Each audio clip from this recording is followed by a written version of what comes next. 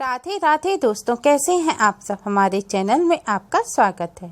दोस्तों, आज की इस वीडियो में हम आपको सफला एकादशी की कथा और महत्व बताएंगे। पद्म पुराण के उत्तरखंड में सफला एकादशी की कथा और महात्म्य विस्तार से वर्णित है।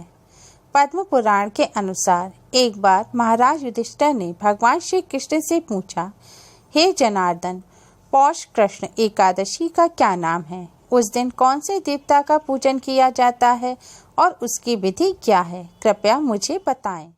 भगवान श्री कृष्ण बोले, बड़े बड़े यज्ञों से भी मुझे उतना संतोष नहीं होता जितना एकादशी व्रत के अनुष्ठान से होता है। इसलिए एकादशी व्रत अवश्य करना चाहिए। पौष मास के कृष्ण पक्ष में सफला नाम की एकादशी होती है। इस दिन भगवान नारायण की विधि पूर्वक पूजा करनी चाहिए। यह एकादशी कल्याण करने वाली है। सफला एकादशी का व्रत अपने नामानुसार मन के अनुकूल फल प्रदान करने वाला है। इस एकादशी के व्रत से व्यक्ति को जीवन में उत्तम फल की प्राप्ति होती है और वह जीवन का सुख भोग कर मृत्यु पश्चात विष्णु लोक को प्राप्त होता है। यह व्रत अति मंगलकारी और पुण्यदायी है। इस एकादशी का नाम सफला एकादशी इसलिए है क्योंकि इस एकादशी पर व्रत करने से हर कार्य सफल होता है।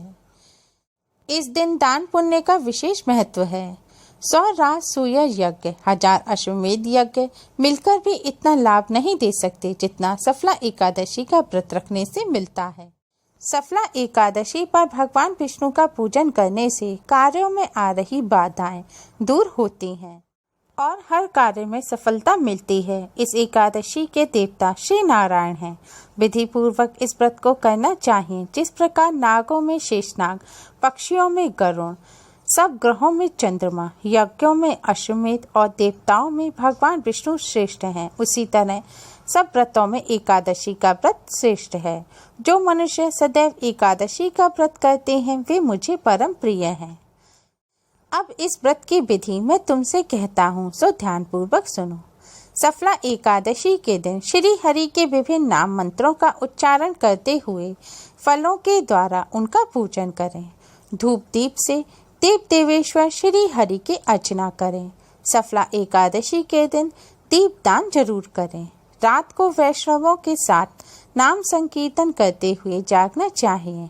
एकादशी की रात्रि में जागरण करने से जो फल प्राप्त होता है वह हजारों वर्ष तक तपस्या करने पर भी नहीं मिलता।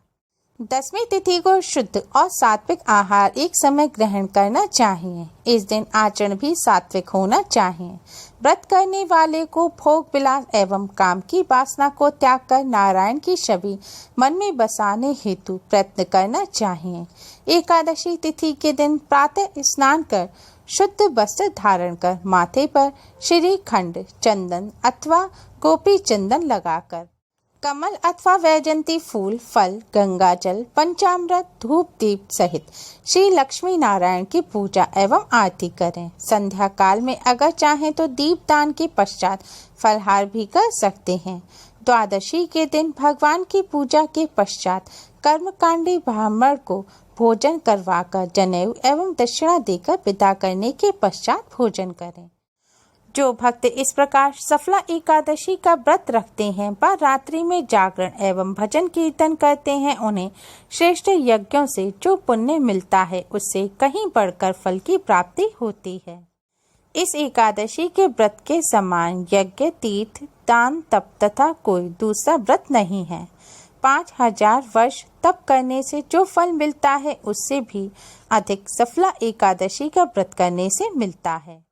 सफला एकादशी की कथा सुनने मात्र से ही सभी कार्यों में आ रही बाधाएं दूर होती हैं और कार्यों में सफलता मिलती है। हे राजन, अब आप इस एकादशी की कथा को ध्यान से सुनिए। चंपावती नगरी में एक महिष्मान नाम का राजा राज्य करता था। उसके 4 पुत्र थे। उन सब में लुम्पक उर्फ लुम्भ कंबक नाम वाला बड़ा राजपुत्र महापापी था।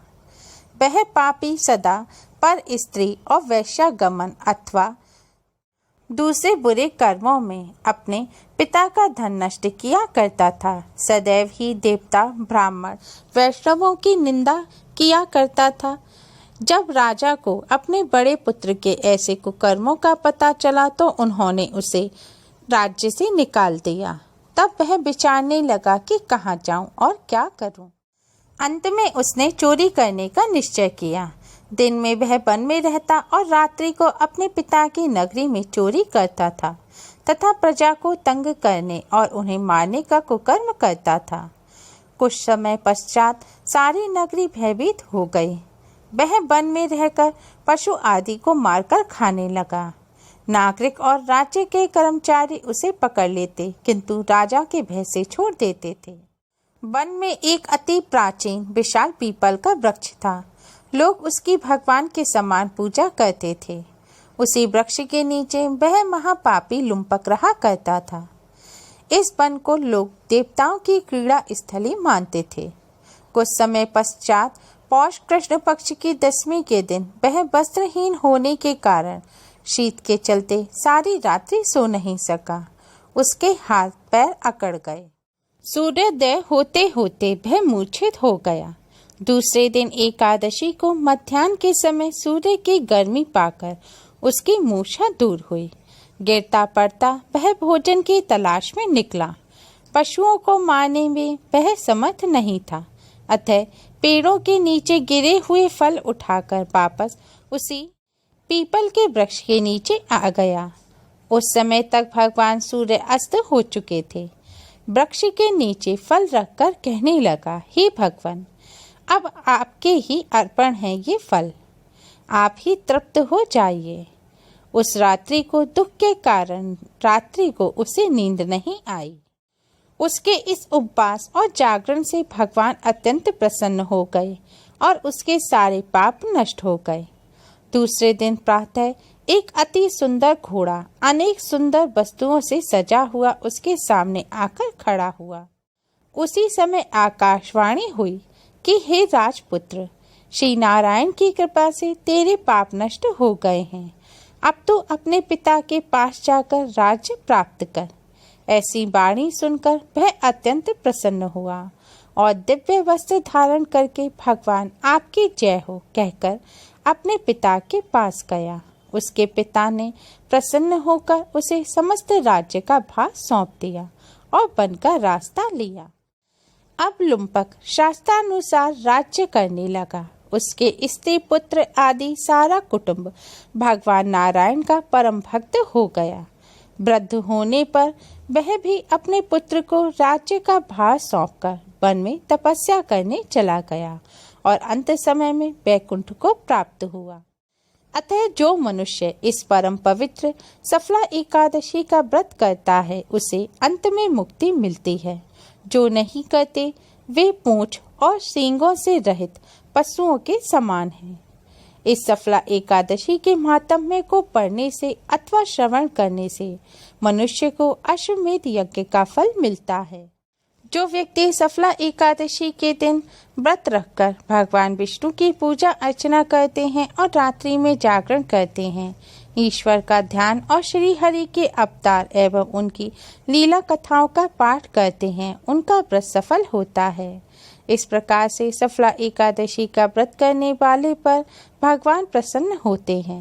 व्यक्ति के जीवन में आने वाले दुखों को पार करने में भगवान सहयोग करते हैं। जीवन का सुख प्राप्त कर व्यक्ति मृत्यु के पश्चात सद्गति को प्राप्त करता है। यदि आप किसी कारण व्रत ना कर पा रहे हो तो आप इस तिथि पर भगवान विष्णु की माता लक्ष्मी के साथ पूर्ण विधि विधान से पूजा करें। एकादशी के दिन चावल ना खाएं, साथ ही लहसुन, प्याज, मांस, मदिरा जैसी तामसिक चीजों का सेवन भी ना करें। पूरे दिन शांत मन से कार्य करें। चुगली या बुराई जैसी बातों से दूर रहें। शाम के समय घर में देसी घी का दिया जलाकर पूजा कीर्तन करें और परिवार में सभी को प्रसाद खिलाएं। सफला एकादशी पर भगवान श्री हरि विष्णु का मन ही मन ज्यादा से ज्यादा पूजन करें। ओम नमो भगवते वासुदेवाय मंत्र का जाप करें। आज के दिन सफला एकादशी की कथा सुनने मात्र से ही भगवान श्री हरि विष्णु की कृपा से सभी कष्टों और संकटों से मुक्ति मिलती है। कार्यों में आ रही बाधाएं दूर होती हैं और कार्यों में सफलता मिलती है। उम्मीद है आपको हमारी वीडियो पसंद आई होगी। प्लीज़ लाइक करें, शेयर करें। हमारी और भी वीडियोस के लिए हमारे चैनल को सब्सक्राइब करना ना भूलें। Thanks for watching. Radhe Radhe.